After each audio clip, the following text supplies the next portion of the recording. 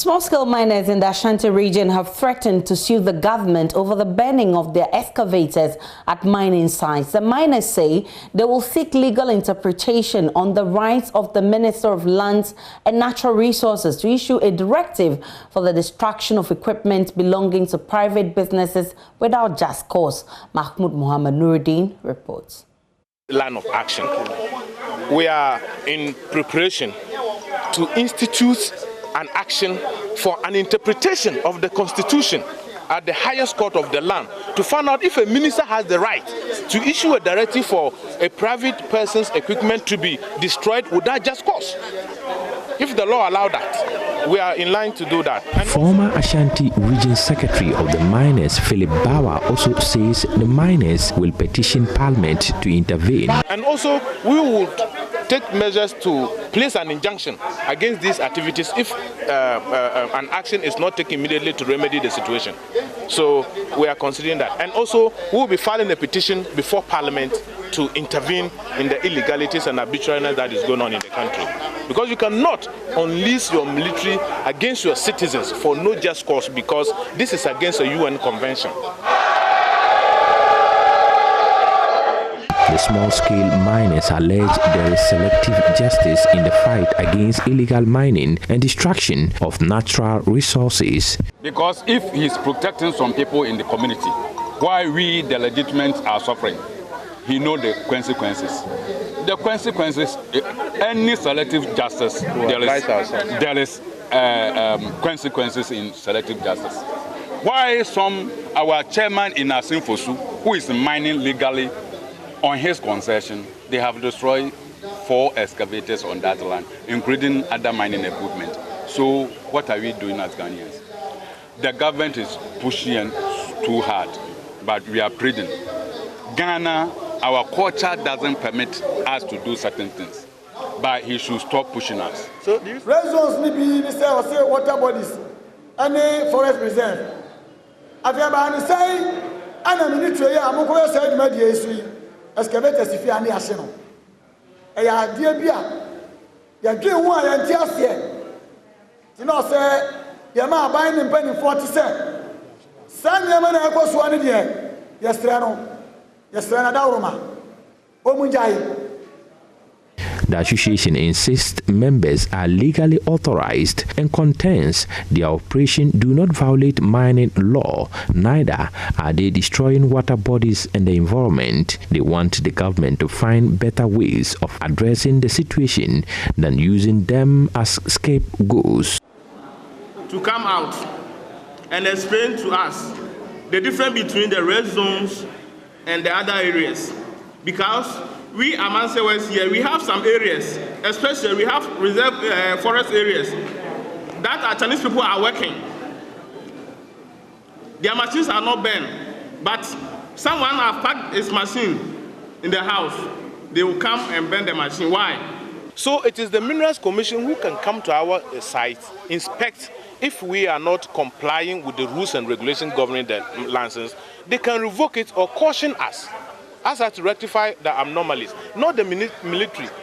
Dominic Nitwo, the Honorable Minister for Defense, is speaking outside his jurisdiction and acting same. We want to go by the Minister of the Sector's statement that small-scale miners, legal ones, should mine, but mine responsibly. And that only Minerals Commission can inspect our site, no other task force, including the military. The association intends to go back to their respective mining sites as they seek legal redress. A report by Mohammed Nuruddin.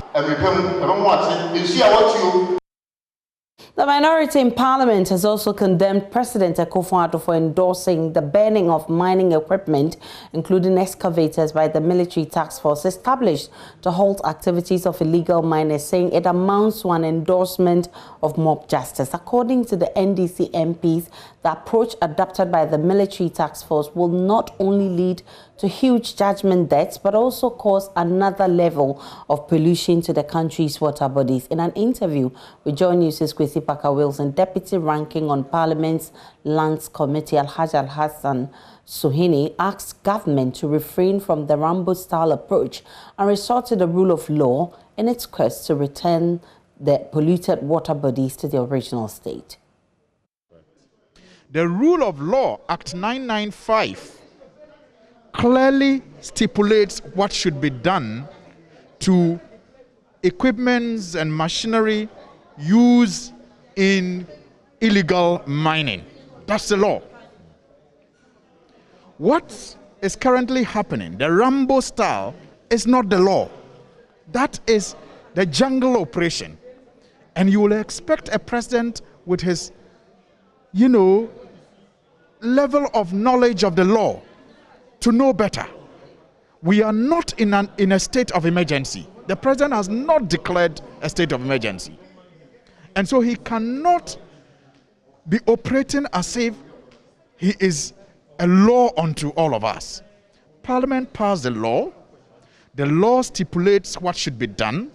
If he has a problem with the law, based on whatever experience he has had, based on how his own people have not been able to, shun corruption and live above reproach, which as a result led to the missing excavators in the past, and he can't trust them with the excavators again, and he wants a better approach, there's a process to follow. He can't just decide that he can change the law to suit him as president and his government. Unacceptable for them to do that. What I have said, and maybe for emphasis sake, I think the president must pipe down. He must not take criticisms that are aimed at improving this fight as anti-stance against the fight. I have said that this, burning of excavators, one in itself, also creates some level of pollution on the water bodies. When you go and destroy these chamfines and you leave the debris in the water bodies, that is another form of pollution you are creating. You burn these heavy metals and leave them in the forest.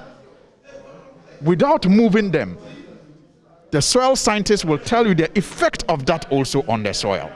So you do not fight pollution by creating some other level of pollution, even if it is less pollution, when you can use a better approach. So for example, we know the owners of these excavators, don't we? Because every excavator is supposed to be registered. So even if you get to the site and machine is not possible to be moved, like we are told, the whatever board is removed, control board is removed, it can't be. Can't you go to the DVLA or all the other agencies that are responsible for registering these machines to find out the owners? Can't you begin the prosecution from there? Are you afraid that perhaps some of the owners are people you can't prosecute? He also indicates that the House will summon the Defense and Lands Ministers to explain the rationale behind the banning of the excavators. Now that Parliament has resumed, seek audience again, either on the floor or at the committee level, with the Minister for Lands and Natural Resources and the Minister for Defense, actually, to find out, why they think this is the best approach. We do not think it's the best approach. There's evidence to show that in the past it hasn't worked. There's evidence to show that in the past it has burdened the state with judgment debts. There's evidence to show that the approach also leads to some further pollution of the environment. So it cannot be said to be the best approach. Look, some analysts have put a conservative figure of how much has been spent in the last 5 to 6 years on the importation of these excavators into the country, mining equipment generally, at about $600 million. If you total how much we have spent in the last 5 years bringing in these excavators as a country, about $600 million.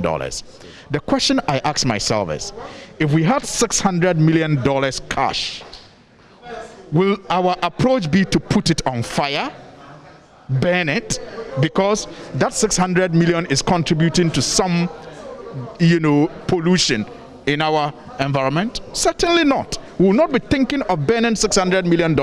And that is why Act 995 says that you must go to court, confiscate the machines, and you must confiscate the machines first, go to court, and get the court's permission to assign those machines to other state agencies that will have better use of it.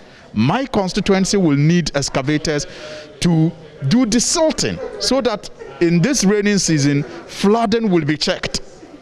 It is because of such problems that the framers of that law, made it possible for the minister to do this. So why do we put the law aside and engage in this Rambo style when in the past it has not served us well?